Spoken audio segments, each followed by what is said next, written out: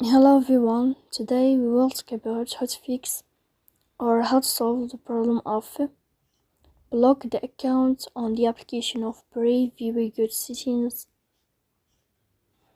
In this page we go to apps, default apps, app settings. On above we will search about Brave app and you will click. Here in this page of app info you will click on first stop and you will click OK. Here you will enter to the window of storage. Then you will click on clear cache. In the end you can go to Play Store. You will search about the application of Brave. And here you can update your app if you find updating this blue sign. So please don't forget to support us by like and subscribe. See you